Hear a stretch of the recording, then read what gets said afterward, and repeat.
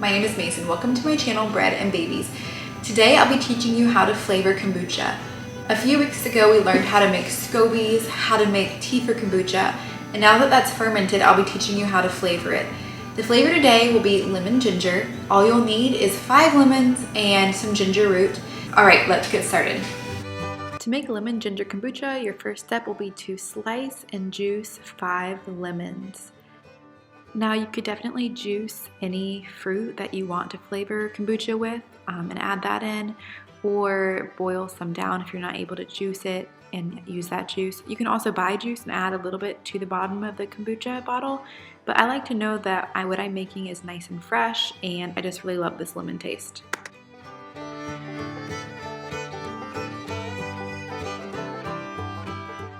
After juicing about 5 lemons, you should have close to a cup of lemon juice.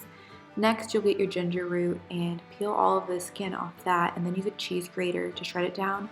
You could also use a food processor, just cut it into smaller chunks so it works well in the food processor.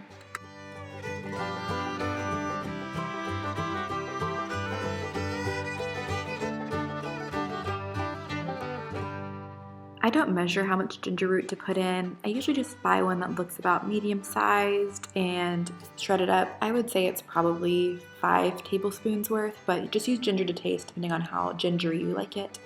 Then you'll add your lemon juice to a pot and put it on low heat.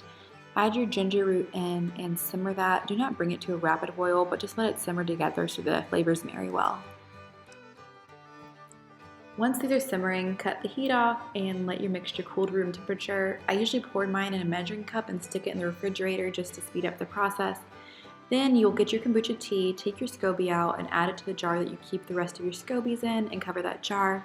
Take 1 cup of your unflavored kombucha and add that to another jar so that you have it for your next recipe, since you're always adding a cup of kombucha in per gallon of a fresh tea starter. Set that to the side and you'll start flavoring. To avoid chunky kombucha, I always pour the entire mixture into my gallon-sized jar and then strain it into a measuring cup before I put it into the second fermentation bottle.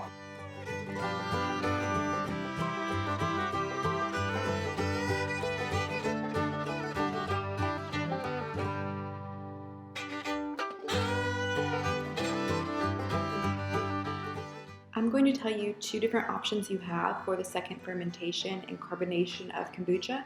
The first is to use a pop-top bottle. You'll just fill this up until there's about 1 inch of air left at the top. Don't fill it all the way because it might explode while it carbonates. And then you'll close the cap and put it in a dark place for about a week while it carbonates for you, and it'll be nice and bubbly.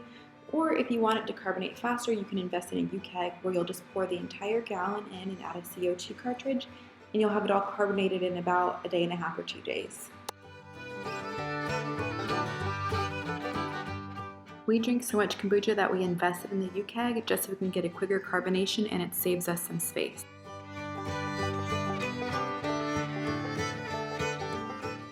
If you do the pop-top bottle method for the kombucha carbonation, you'll need about 8 bottles for this. And again, make sure you put it in a dark place for about a week to carbonate. If you do the U-keg, you'll just need the 1 U-keg, and then you'll buy a box of cartridges. Put the U-keg CO2 cartridge into the lid, but make sure that the nozzle is turned off. Screw it into the U-keg, and then you will turn the knob until it carbonates between 10 and 14 of pressure.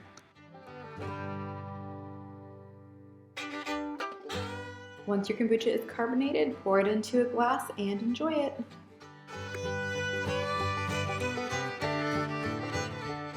Be sure to like and subscribe and comment if you try this recipe.